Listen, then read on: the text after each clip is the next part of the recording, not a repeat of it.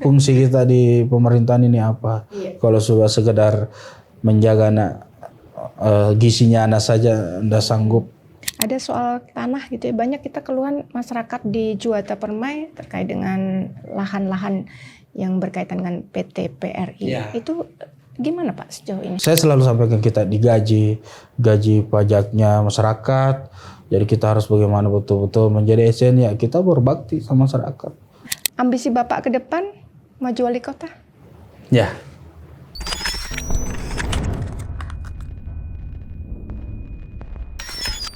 Halo pemirsa, di era digital seperti sekarang ini, seringkali media sosial menjadi ruang aduan, bahkan menggeser peran DPAD sebagai pengawas pemerintahan. Untuk itu, di episode Lensa Publik kali ini saya spesial mengundang Ketua Komisi 1 DPAD Tarakan, Bapak Adiansah SM. Oke. Bapak, apa kabar? Alhamdulillah hari ini luar biasa perjuangan karena pagi tadi saya kunjungan lapangan sampai hari ini berada di studio Ekuator TV. Iya, Pak, kita sebenarnya mau ngobrolin soal pemerintahan, tapi boleh dong saya singgung sedikit tentang biografi Bapak gitu boleh. Ya. Saya pernah baca di kurikulum vitae Bapak bahwa Bapak pernah nih sebagai sopir Grab gitu, mohon maaf nih, dan akhirnya melenggang menjadi anggota DPRD. Banyak orang Tarakan jujur yang nggak tahu itu dan mungkin waktu itu berpikir bahwa ini adalah kampanye politik tentang posisi Bapak tadi. Bisa nggak diceritakan ke saya tentang posisi saat itu yang mungkin membuat Bapak malu atau merasa ini sebuah pekerjaan keras ketika sedang menarik Grab saat itu? Iya, jadi alhamdulillah kemarin ini bukan cerita, ini kenyataan. Ya? Saya menjadi supir Grab mobil itu sampai 6 bulan sampai 7 bulan karena memang kami di dunia kontraktor sambil menunggu adanya proyek tender dan lain-lain, akhirnya saya mengambil kesimpulan bahwa kalau saya cuma menunggu, tidak ada penghasilan masuk, setidaknya ada penghasilan dan setidaknya saya merasakan juga teman-teman bagaimana perasaan menjadi driver online. Ternyata memang luar biasa, menjadi pengalaman yang sampai sekarang bisa saya cerita, bisa saya berbagi bahwa kehidupan itu memang penuh perjuangan dan tantangan dan berliku naik turunnya itu sudah hal yang biasa. Jadi seperti itu. Dan itu memang berarti bukan sebagai cerita kampanye, tidak ya, real ya Pak ya? Itu real. Dan sampai sekarang masih akun-akun Gokar, Grab itu masih ada semua, masih atas nama saya semua. Bisa nanti lihat kapan saya aktif, kan masih ada muncul semua historinya itu. Nah, jadi bukan cerita asal, memang alhamdulillah perjalanan hidup karena saya bukan dari keluarga yang besar, dari keluarga kecil menjadi yang besar. Nah itu tujuan saya. Jadi tidak ada hal yang saya buat untuk menjadi trending atau menjadi mencari simpatisan masyarakat bahwa memang kita dari susah. Ya memang nyatanya dari kecil kita susah. Saya bersaudara 14 orang.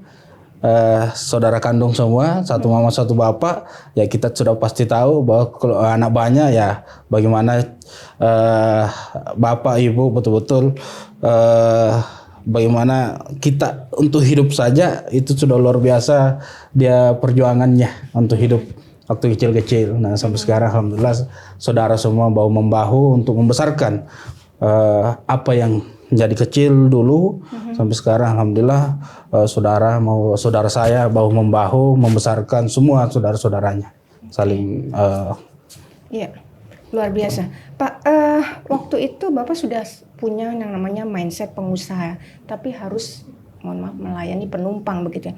Pernah nggak muncul perasaan gue ini sebenarnya nggak cocok di sini dan harus punya sesuatu yang sifatnya lebih aman begitu?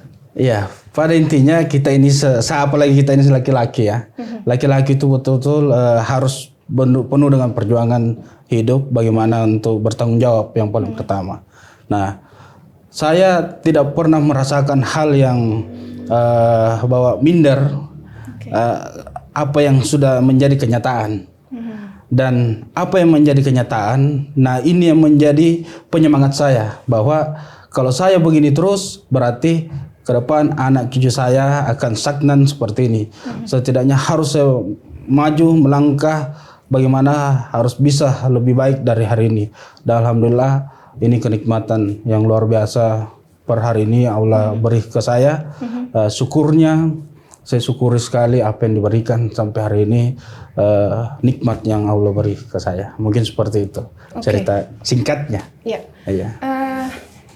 Tahun 2017 waktu itu saat ibunda wafat, mungkin itu sebagai sebuah titik hancurnya seorang Ardiansah gitu ya. Sekarang Bapak punya jabatan, punya uang, punya pengaruh yang seperti Bapak sebutkan tadi itu. Kalau seandainya ibunda masih ada, apa yang ingin Bapak tunjukkan pada beliau? Jadi, jadi memang hal yang paling membuat hancur itu adalah di mana saat orang tua kami tidak ada. Yang kami bayangkan bahwa 14 anaknya dia rawat sendiri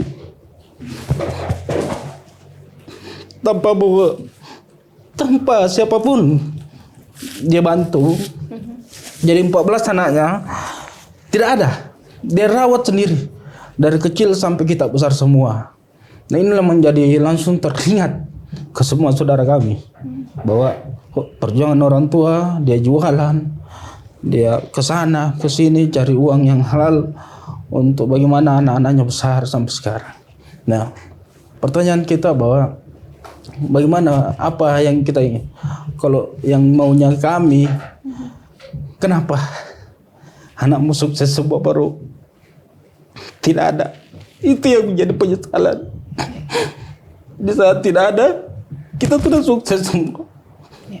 Jadi belum bisa kita balas enaknya orang tua. Belum bisa kita balas bagaimana menimba yang enak selama ini. Tapi alhamdulillah dengan saudara-saudara saya banyak cara. Alhamdulillah tiap minggu kita memberikan bantuan anak yatim, memberikan ini tiap Jumat untuk niatkan sampai alhamdulillah bisa kita bangun, kakak saya bangun ke masjid atas nama mama saya Siti Marna. Ini hal yang luar biasa. Ya, inilah sudah takdirnya. Mungkin seperti itu, ya. Itu yang menguatkan. Itu yang menguatkan kami semua bersaudara. 14 orang bahu-membahu. Kenapa di saat kita semua sudah sukses, mendapatkan ini semua, sudah kita semua nikmati, dapat yang bagaimana yang orang ingin rasakan, ya orang tua kita sudah tidak ada. Inilah yang menjadi biasa saya sampaikan sama teman-teman bahwa orang tuamu kalau ndak ada menyesal, biar kau hebat bagaimana, kalau ndak ada orang tuamu tidak ada itu barang. Mungkin seperti itu. Dan ini menginspirasi kita semua. Ya, luar biasa Pak Ardiansah. Oke, Bapak, saya coba flashback sedikit lagi ya. Waktu saat Bapak menjadi, mohon maaf, driver Grab, siapa yang teman yang hilang dalam tanda petik, dan saat Anda duduk kembali menjadi anggota dewan seperti saat ini, siapa saja yang tiba-tiba muncul di hadapan, dan benci nggak sih Bapak sama orang-orang seperti ini? Ya, ini hal yang sudah biasa mungkin. Di saat kita betul-betul merintis, banyak yang menghindar, sampai teman-teman yang dekat sudah renggang. Di saat kita sudah alhamdulillah per hari ini semua sudah mulai bangun komunikasi lagi, tapi tentunya tidak ada hal yang saya dendam, tidak ada hal yang saya harus sakit hati dan lain-lain. Hanya saja saya tetap bagaimana Adi yang kecil tetap menjadi Adi yang sampai sekarang, meskipun sudah alhamdulillah sudah menjadi ada jabatan, sudah bisa berkontribusi untuk orang banyak, tetap bagaimana Adi yang dulu tidak ada perubahan. Itu yang saya tanamkan dalam jiwa saya, dan saudara-saudara selalu mengingatkan saya, saudara saya, bahwa kita ini dari kecil, kita ini dari orang yang tidak ada, jangan pernah kita remehkan orang, jangan kita pernah mau bagaimanain orang, karena dunia ini berputar, ada masanya kita ada masanya kita tidak ada. Di saat kita ada, mungkin orang-orang bisa simpati, di saat kita tidak ada, mungkin orang-orang bisa simpati juga karena kita waktu ada, kita bagus sama orang-orang yang tidak ada. Mungkin ini yang selalu diingatkan sama saudara-saudara saya, kakak saya. Alhamdulillah sampai sekarang Adi yang sekarang tetap saja Adi yang seperti itu. Tidak ada dendam, tidak ada hal, meskipun yang berlalu sudahlah yang berlalu. Tidak usah kita pikirkan seperti itu, kita ke depan memperbaiki. Mana tahu dengan teman yang muncul kita bantu, alhamdulillah besar, pasti dia ingat saya kita juga bahwa yang merintis ini sama-sama dulu Pak Adi begini dan lain-lain. Mungkin tidak didapat saya, mungkin anak saya, keluarga saya, mungkin seperti itu. Begitu aja sih saya pola pikir saya. Dan itu yang tertanam di Bapak. Oke, kita coba langsung masuk ke soal pemerintahan ya. Boleh. Oke, Pak Adi. Sekarang era digital ya. Kemudian DPRD tugasnya itu kan mengawasin lembaga eksekutif pemerintahan begitu ya. Tapi kenapa sih sekarang itu DPRD baru bergerak setelah persoalan itu di-share ke ranah publik oleh masyarakat melalui media sosial? Apakah memang demikian? Dan kita lalu kemarin kasus PBB juga baru action setelah diviralkan di media sosial. Tanggapan Bapak? Ya, kalau jadi gini, saya kebetulan di bidang di Komisi 1, di Komisi 1 itu bidang pertanahan, pemerintahan, ketenagakerjaan. Jadi bidang saya alhamdulillah ada beberapa hal yang memang sebenarnya sudah pernah masuk di DPR, masuk di saya lagi untuk kita rapatkan, kita kunjungan, kita selesaikan, alhamdulillah selesai. Nah, apa yang kita sampaikan itu memang inilah menjadi informasi yang harusnya jauh hari sebelum viral sebenarnya memang kami di DPR siap menerima segala aduan, baik itu tertulis atau lisan, atau itu memang betul-betul memerlukan mediasi, fasilitasi dari DPR. Insya Allah teman-teman di DPR untuk periode ini insya Allah itu gercep Bu. Jadi saya melihat dari seluruh dari Komisi 1, 2, 3 apalagi pimpinan itu kalau ada hal apa-apa meskipun secara lisan disampaikan untuk melalui telepon itu langsung ada diskusi di kantor. Diskusi bahwa ini komisi siapa yang harus masuki, Komisi 1, 2 atau 3. Nah ini menjadi respon kami di DPR selama ini Bu. Untuk saya rasakan selama ini ada beberapa yang sudah masukkan surat untuk rapat dengan pendapat atau kunjungan atau surat atau secara lisan. Alhamdulillah teman-teman di Komisi 1 itu gercep untuk menyelesaikan masalah ini. Gercep untuk turun setidaknya ada DPR ada untuk masyarakat, bukan untuk hal yang lain-lain. Kita ambil contoh kemarin ada beberapa kasus tanah kuburan dan lain-lain yang sudah berapa puluh tahun. Alhamdulillah masuk di saya, di zaman saya, alhamdulillah sudah selesai, sudah terbayarkan tanahnya orang. Jadi inilah langkah-langkah saya khususnya di Komisi 1 karena saya ketua Komisi 1 itu membidangi saya. Saya rasa alhamdulillah ada beberapa permasalahan yang masuk di DPR ataukah secara lisan ke saya atau melalui telepon WA, saya langsung respon cepat dan teman-teman Komisi 1. Jadi teman-teman untuk Komisi 1 cepat respon kalau ada hal masyarakat yang mengadu. Itu kalau sementara. Jadi tidak menunggu sampai viral begitu? Tidak menunggu. Kami bukan hal viralnya, hanya memang kadang biasanya tidak ada informasi ke kami masuknya. Maksudnya ke teman-teman di Komisi 1 8 orang tidak ada informasi. Kalau ada informasi pasti kami gercep untuk menyelesaikan. Apalagi saya sampaikan bahwa anak muda itu beda jiwanya sama yang sudah umur 60-an sampai 70-an. Anak muda itu selalu mencari tantangan, mencari hal yang bagaimana untuk mencari jati diri atau pengembangan diri. Jadi kayak saya masih 30 tahunan. Saya selalu mencari pengembangan diri, jati diri supaya bagaimana saya orangnya seperti ini. Saya bisa begini. Nah, inilah saya. Jadi makanya kalau ada yang WA saya, masyarakat mengeluh tentang fasilitas atau tentang pelayanan publik dan lain-lain, pasti langsung saya teruskan, saya gercep, langsung saya hubungi Capil, Satpol PP dan lain-lain, mungkin seperti itu. Dan memang pastinya di mana-mana sekarang orang bilang senjata gensit itu adalah seluruh gensit itu punya senjata yang paling ampuh adalah handphone. Yeah. Handphone itu dia buat komentar di sini satu dunia bisa mengakses itu. Nah, sebenarnya bukan kita masalah tersinggung dan tidak, hanya memang di saat sudah betul-betul menjadi ranah kami, insya Allah langsung kami turun. Nah, kalau saya dan teman-teman Komisi 1 pasti langsung kita eksekusi. Karena itu sudah saya selalu sampaikan teman-teman bahwa kita disumpah dan lain-lain. Alhamdulillah masih ingat semua teman-teman bahwa sumpah jabatan kita sumpah di Al-Quran dan lain-lain itu menjadi di hati kami kan takut.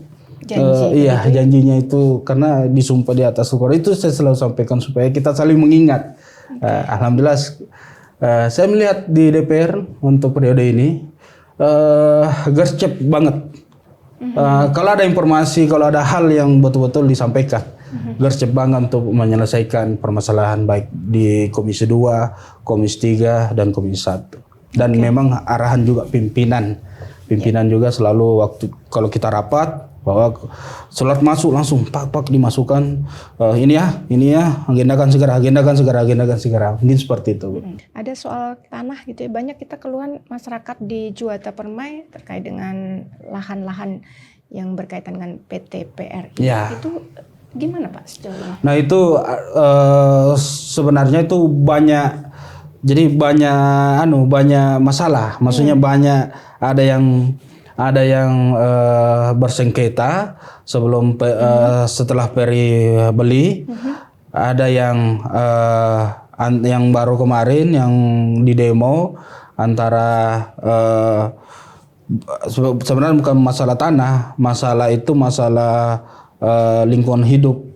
Setelah Peri bangun, akhirnya kebunnya masyarakat banjir, akhirnya masyarakat tidak bisa panen, tidak bisa bercocok tanam lagi. Nah itu, jadi di dalam itu Peri itu banyak masalah yang bukan cuma satu konteks. Jadi ada beberapa masalah. Nah kalau untuk di pertanahan di Peri, saya pantau di bidang Komisi 1, saya pantau ada beberapa yang sudah melakukan upaya hukum di pengadilan. Nah kalau sudah diupaya hukum di pengadilan, berarti kita dalam hal ini memfasilitasi saja, memediasi saja, tidak bisa kita terlalu dalam masuki karena intervensi karena ini masalah personal. Kalau sudah masalah mencangkup banyak orang, masalah Peri pasti langsung kami panggil, kami tanyakan bagaimana untuk menyelesaikan ini, pasti welcome. Nah ini sudah masuk di ranah pengadilan, berarti kita dalam bidang saya di Komisi 1 kita tidak bisa terlalu mengintervensi, mungkin seperti itu. Kalau selama ini kan masyarakat kadang suka tetap keluhan ya, selalu menggunakan namanya media sosial untuk tadi Bapak bilang bahwa banjir bukan menjadi tupoksi Bapak gitu ya. Kritik netizen itu masuk terus gitu ya, dan kemudian DPRD suka nggak suka harus merespon. Nerima. Cuman kadang-kadang karena Bapak punya pertalian politik dengan pemerintahan gitu ya, benar nggak sih Pak bahwa DPR lebih condong memihak kepada pemerintah bukan kepada masyarakat? Sebenarnya begini. Kami di DPR ini memang fungsinya 3 pengawasan penganggaran. Selebihnya itu kita akan melihat potensinya kalau memang masyarakat apa yang dibutuhkan, apa yang harus kita lakukan. Nah ini yang kita lakukan. Per hari ini alhamdulillah kalau melihat perjalanan saya, masyarakat apa yang dibutuhkan biasa saya perjuangkan dan lain-lain.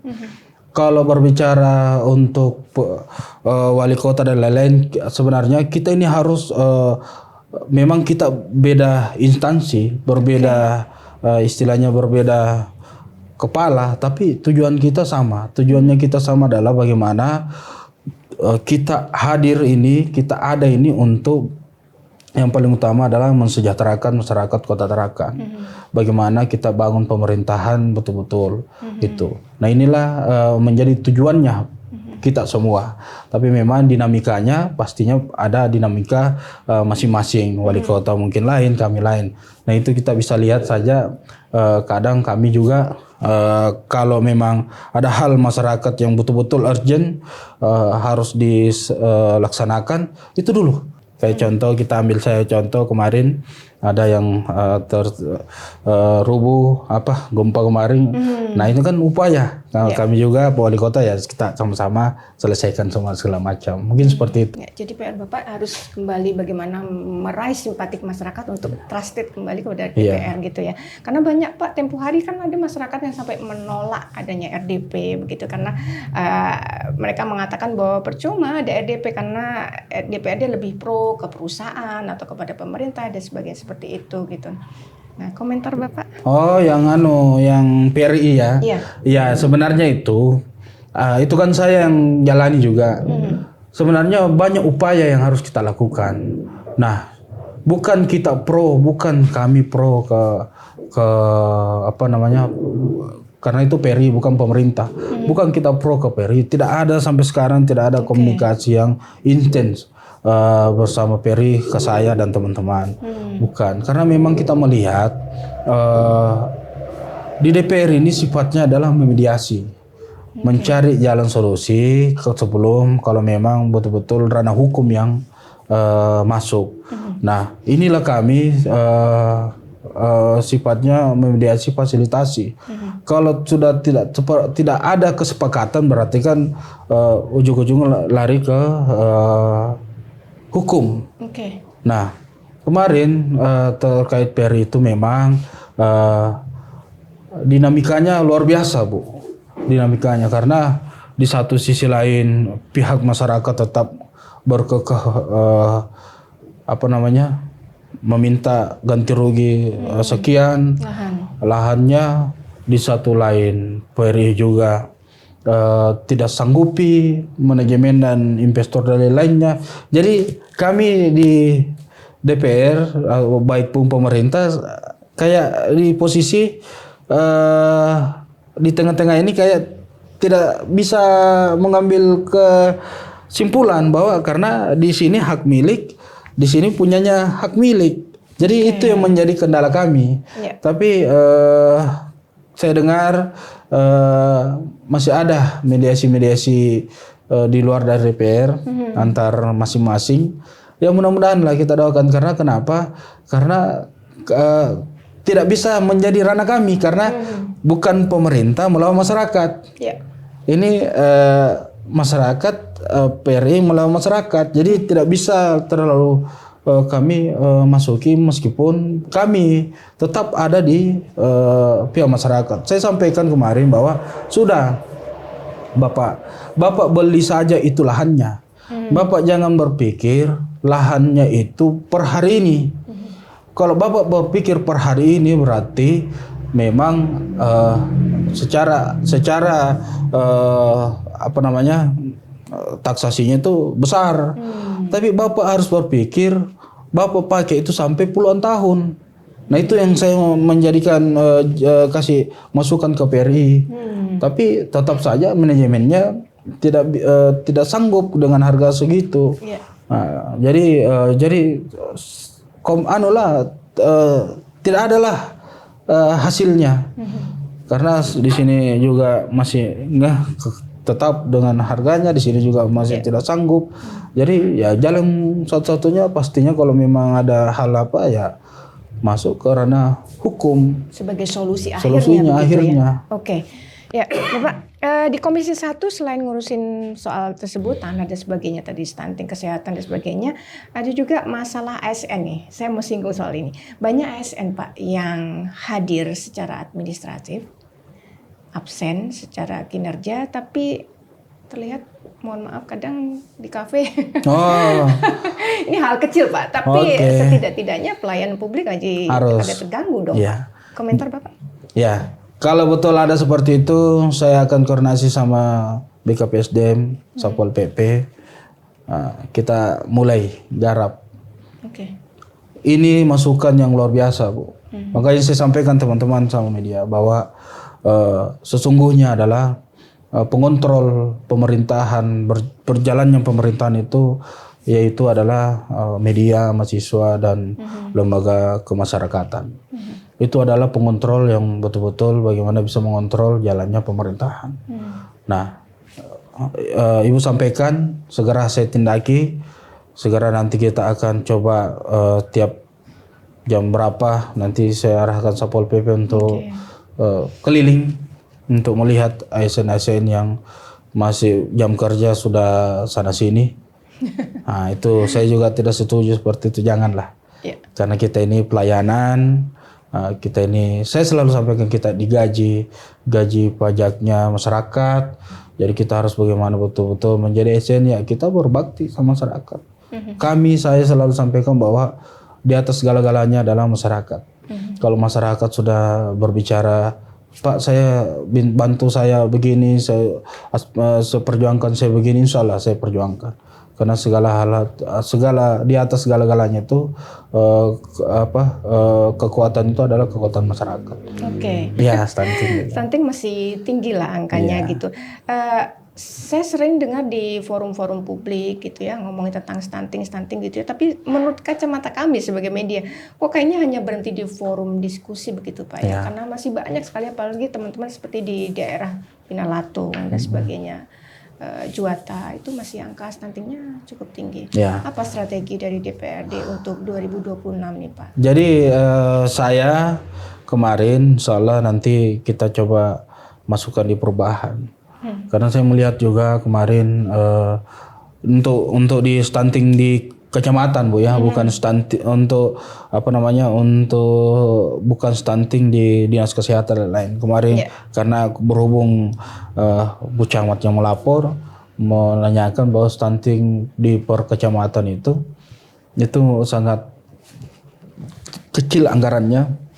Jadi akhirnya harusnya setiap ada stunting di kelurahan-kelurahan harusnya dapat anak-anak ini dapat vitamin atau gizi yang mencukupi. Akhirnya kan tidak full mencukupinya. Saya melihat, ya Allah, saya bilang, tapi saya bilang sama Bu Camat, soalnya nanti tahun depan coba saya perjuangkan untuk di kecamatan bagaimana stunting ini, kepedulian stunting ini di kecamatan itu bisa betul-betul terakomodir. Maksudnya setidaknya menu-menu yang pada saat kegiatan stunting, menu-menunya itu betul-betul menu-menu yang penuh gizi, bukan yang kayak cemilan-cemilan. Nah, itu yang menjadi sorotan saya kemarin. Bagaimana caranya nih? Saya bilang, cemilan apa gizinya cemilan? Saya bilang. Nah, tapi tahun ini insya Allah saya tetap pasti akan masukkan, karena itu untuk anak kita berkelanjutannya, gizinya anak kita ke depan, harusnya dari kecil sudah kita sebenarnya dari di perut itu sudah harus kita perhatikan. Nah, khususnya apalagi masyarakat yang betul-betul butuh, harusnya diperhatikan. Makanya saya sampaikan kemarin Lurah, Camat, bahwa harusnya turun, Babinsa turun, lihat yang mana betul yang hamil itu harus cepat kita, yang betul-betul butuh, nah itu harus cepat diakomodir, Puskesmas turun dan lain-lain, supaya apa, jangan sampai lahir kurang gizi lah, apalah segala macam, kasihan. Itu jadi nggak cuma sekedar di atas kertas bagus begitu Pak ya. Fungsi kita di pemerintahan ini apa? Kalau sudah sekedar menjaga anak, gizinya anak saja tidak sanggup. Nah, itu yang kemarin saya tegaskan kemarin. Tapi memang pemerintah tetap ada anggarkan untuk stunting melalui dinas kesehatan ke apakah, karena membidangi saya di kecamatan, jadi saya bertanyanya melalui kecamatan. Tapi nanti coba saya tanyakan juga melalui dinas kesehatan ataukah melalui puskesmas dan lain-lain, apakah memang ada program. Tapi ada dari puskesmas itu ada kok program lain-lainnya. Hanya memang yang saya soroti itu melalui kecamatannya. Karena kemarin laporan dari Ibu Camat itu untuk menu stuntingnya itu sangat memprihatinkan. Cuma dikasih snack-snack dan lain-lain. Harusnya kan ya bagaimana kita mau kasih gizinya anak kalau cuma snack kan. Begitu, setidaknya ada agar-agarnya yang bagus, tuh ada makannya, ada ayam kah, telur yang 2 kah telur supaya gemuk kah, dan lain seperti itu mungkin. 4 sehat 5 sempurna lah ya Pak ya. Oke, Pak Diansyah, apapun capaian Bapak saat ini, Bapak pasti bangga menjadi seorang perintis ya. Tadi dari berawal seorang driver Grab dan sebagainya. Tapi misalkan suatu saat putra Bapak nanti, mereka maunya merasakan pahitnya jadi perintis seperti Bapak, apakah Bapak persilahkan atau Bapak lebih memilih menyiapkan jalan nyaman bagi mereka? Ya, jadi saya sampaikan